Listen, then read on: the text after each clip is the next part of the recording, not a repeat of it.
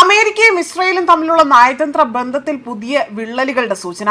BLM Kerala, Tamil Nadu, Pondicherry. American vice president JD vans നടത്തിയ പരാമർശങ്ങൾ ഇപ്പോൾ അന്താരാഷ്ട്ര തലത്തിൽ പോലും വലിയ ചർച്ചകൾക്ക് വഴിവെക്കുകയാണ്. ഇസ്രായേൽ പ്രധാനമന്ത്രി ബെഞ്ചമിൻ നെതന്യാഹുവിന്റെ നിലപാടുകളോട് എല്ലാ വിഷയങ്ങളിലും അമേരിക്ക യോജിക്കുന്നില്ല എന്നതാണ് JD വാൻസ് ഇവിടെ തുറന്നു പറഞ്ഞിരിക്കുന്നത്. അമേരിക്കയും ഇസ്രായേലും അടുത്ത സഖ്യകക്ഷികളാണെങ്കിൽ പോലും ഇരു രാജ്യങ്ങൾക്കും എല്ലായ്പ്പോഴും ഒരേ താല്പര്യമല്ല ഉള്ളതെന്നതാണ് അദ്ദേഹം വ്യക്തമാക്കിയിരിക്കുന്നത്. ഇറാനുമായി ബന്ധപ്പെട്ട വിഷയങ്ങളിലാണ് ഈ അഭിപ്രായ വ്യത്യാസങ്ങൾ കൂടുതൽ വ്യക്തമായി തന്നെ പ്രകടമാകുന്നത്.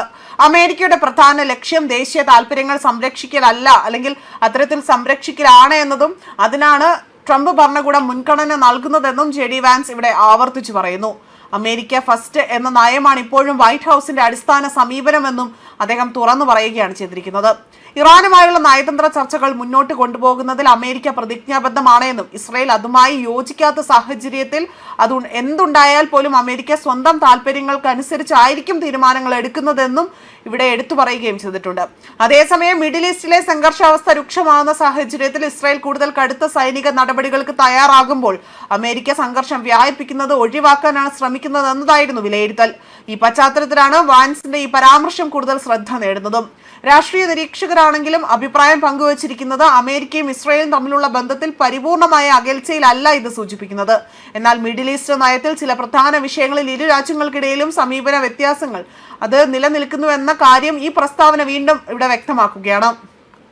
ഇറാൻ വിഷയത്തിലും മേഖലയിലും ഭാവി സുരക്ഷാ ക്രമീകരണങ്ങളിലുമുള്ള ചർച്ചകൾ തുടരുന്നതിനിടെ തന്നെ വാഷിംഗ്ടണും ടെൽ അവീവും തമ്മിലുള്ള ബന്ധത്തിന്റെ അടുത്ത ഘട്ടം എന്തായിരിക്കുമെന്നതാണ് ഇപ്പോൾ ലോകം ഉറ്റുനോക്കുന്നത്. മാത്രമല്ല, ഇപ്പോൾ ലഭിക്കുന്ന ഏറ്റവും പുതിയ വിവരങ്ങൾ പ്രകാരം അമേരിക്ക ഇസ്രായേലുമായുള്ള പിന്തുണ തുടരുന്നുണ്ടെങ്കിൽ പോലും എല്ലാ തീരുമാനങ്ങളിലും ഇസ്രായേലിന്റെ നിലപാട് പിന്തുടരുന്നില്ല എന്ന സന്ദേശമാണ് JD വാൻസ് ഇതിലൂടെ തന്നെ വ്യക്തമാക്കിയിരിക്കുന്നത്.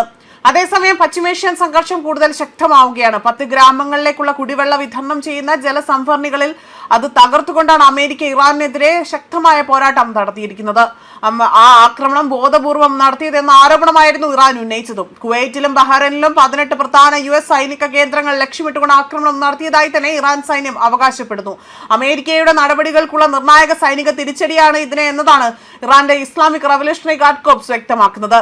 കുവൈറ്റിലെ അലി അൽ സലേം, അതുപോലെ തന്നെ അഹമ്മദ് അൽ ജാബിൽ വ്യോമതാവളങ്ങൾ, ബഹ്റൈനിലെ ഷെയ്ഖ് ഇസ വ്യോമതാവളം എന്നിവയാണ് ഇപ്പോൾ ആക്രമണത്തിൽ പ്രധാന ലക്ഷ്യസ്ഥാനങ്ങളായി തന്നെ റിപ്പോർട്ട് ചെയ്യുന്നത്. മേഖലയിലെ അമേരിക്കൻ സൈനിക സാന്നിധ്യത്തിന്റെ ശക്തമായ മുന്നറിയിപ്പാണ് ഈ നടപടി എന്നതാണ് ഇറാന്റെ നിലപാട്. ഇതിനിടെ തന്നെ ഹോർമോസ് കടലിടുക്കിൽ US കപ്പൽ ആക്രമിച്ചുവെന്ന ഇറാന്റെ അവകാശവാദം അമേരിക്കൻ സൈന്യം തള്ളിക്കളയുകയും അത്തരമൊരു സംഭവം ഉണ്ടായിട്ടില്ല എന്നതാണ് US വിശദീകരണമായി തന്നെ പുറത്തുവരുന്നതും. ന്യൂസ് ഡെസ്ക് കർമ്മ ന്യൂസ്.